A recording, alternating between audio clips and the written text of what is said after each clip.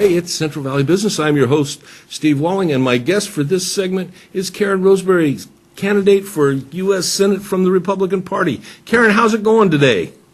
It's going very well. Thank you, Steve. How about yourself? Going good. So we had you on the show a couple of weeks ago. How's the Senate race coming for you? Coming along nicely. I've had the opportunity to meet with some Republican Women's Federated groups. Had the opportunity to start collecting more of the signature petition forms. I've had some mailed in. Progress continues to proceed very smoothly. Oh, that's wonderful. So what's on the horizon now for our candidate, Karen? Tell me what's going on with you, where you're going, and you can even throw in a little bit about your message while you're at it. Sure. The message right now is primarily threefold. There is a tremendous need to be able to unite the conservative base, to be able to draw in the undecided and independent voters, and to be able to inform the entire electorate in regards to the reason why this race and the message is so important. And let me stop you there. What is the reason why this is so important? I'm sorry, I only caught part of that. Which part is so important? I said, what is the reason why this particular race is so important? I mean, I know, but I want you to share that with us. Sure. The reason why this race is so important is because we're watching more and more legislation be passed that's really limiting our liberty. We're watching legislation that's passed that is going to significantly impact our economy. It's going to impact our debt.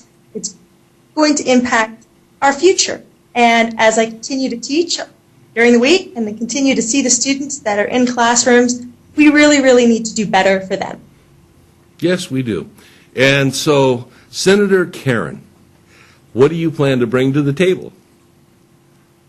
To bring to the table, primarily it's going to be responsible spending and controlling that and reining that in. It's going to be to continue to inform the voters of the need to be involved and to try to overcome some apathy that I've also encountered in a lot of my conversations with voters. There is a tremendous dissatisfaction. There's a feeling that not much can be done. One of the messages I work to communicate probably the most is that we can't just give up. The future is going to continue on, and we can either have a future that has hope and potential and that can in fact be saved, or we can go ahead and just sort of tuck our tails in and say, well, this is the best that it's going to get. I definitely don't believe that that's the case, and I think we can do much better. I think that with the Save the Future platform, we can address the four primary issues that need to be addressed most, and we can do a lot to fix things. Well, that sounds really exciting. Now, you're traveling around the state because the Senate is a statewide office. How's things going throughout the state for you? Sure. The Northern California area has been going well on the occasions when I've been up there. And Southern California also is going well. I spend some time in San Diego each weekend. I've been up to Sacramento about a week ago now. And things just continue to progress and proceed nicely. And really, it's just at this point, the big message and the big push is to be able to keep telling people that they have choice in their candidates and options available to them. I think one of the bigger hurdles in terms of a statewide election is really just communicating throughout the entirety of our very large state to as many voters as possible who in fact is running. Which brings me to my next question. Where will you be that the voters can meet with you in the near future? Well, this coming weekend, there's going to be a Republican Women's Federated meeting down in Conejo Valley. This week, we have President's Day coming up, so I'll probably be out and about letting people know just throughout my interactions that I'm running as well. And as the month of March proceeds, there'll also be some other Northern California events that I'm working my way to get up to and out and about for.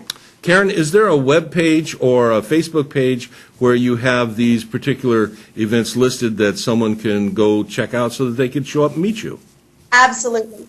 My website is Karen Roseberry or Senate.com, and I also have a Facebook page, which is also Karen Roseberry for Senate.com as well. Well, this is a very, very exciting adventure that you're on, and I'm rooting for you and wish you the best. Now, I'm going to give you a minute or two here. Let's tell the voters, you've got the floor, tell the voters why it is that we want to vote for Karen Roseberry. Absolutely. The reason why you would like to go ahead and vote for me is because I'm not a politician. I am a citizen stateswoman. I am an informed member of society that is doing this for the reasons that government was put in place. Government was established so that we wouldn't have anarchy, so that our Constitution would give us a framework for our laws and for us to be able to live our lives in freedom. And politics has become far too much of a business, especially in the last 20 years. And my goal is to go ahead and bring back the Constitution, liberty, freedom, and opportunity. That sounds pretty good to me. Well, listen, Karen, good luck with your campaign for the Senate, the United States Senate. That's going to be quite an adventure to watch, and looking forward to seeing you back here in the Central Valley at some point in time, and I'm glad to have had you on the show again today. You take care, young lady, and good luck. Thank you so much for having me on again. I really appreciate it. Have a great rest of your day as well. You too. Bye-bye.